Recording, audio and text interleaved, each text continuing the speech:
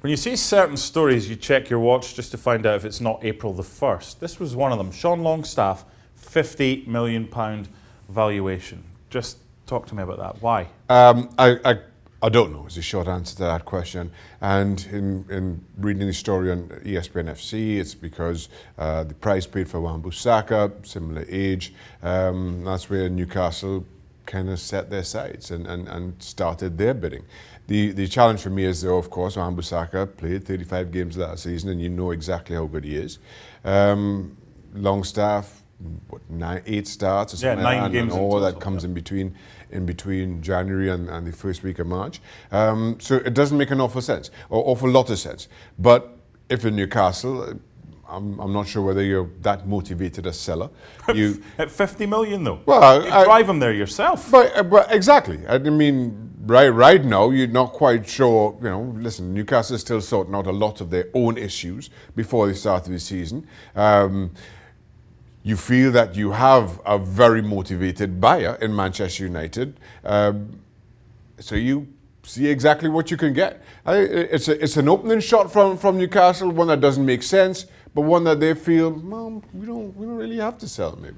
Given the craziness of the transfer market right now, how much do you think he's worth? Given the craziness of the transfer market right now, I'm not sure I know how much anybody's worth. But I don't think anybody does. I think that's the problem. And that's the challenge. Yep. That's what you're looking at.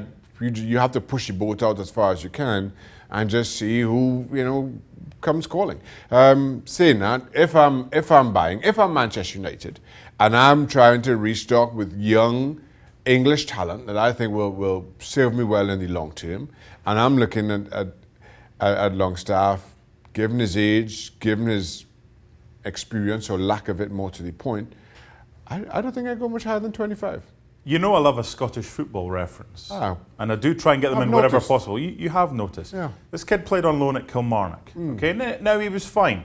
James Maddison played on loan at Aberdeen, and he's done all right for himself. So just because they played up there and maybe went under the radar, the fact that not many people have seen him play that many games at the top level, is this just the agent and the club just trying to put something out there to get us to talk about it, because it's clearly working? It is, and maybe that's the end game here.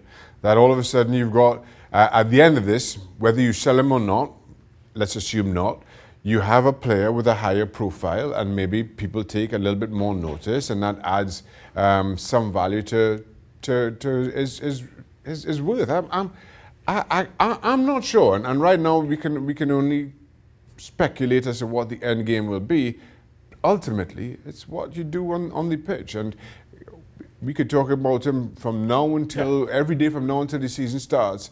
If he doesn't start for Newcastle, or if he doesn't play well, it's all going to be in vain, and his value is going to plummet. Ultimately, you're worth what someone is prepared to pay for you. Finally, on a more generic note for Newcastle, as a former player, what's going on there right now, and what's going to happen? I don't know, and I don't know. I've been saying this for quite some time. I don't think Mike Ashley is at all motivated to sell.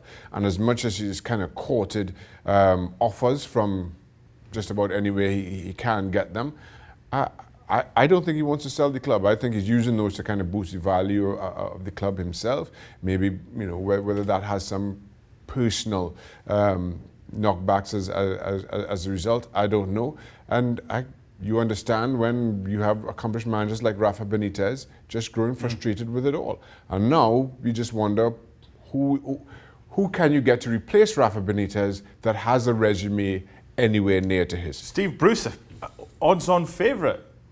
It's a strange one. But like I said, with a reputation or a CV anywhere near to Rafa Benitez's. You will have any number of managers applying for the job, but none with the pedigree of Rafa Benitez.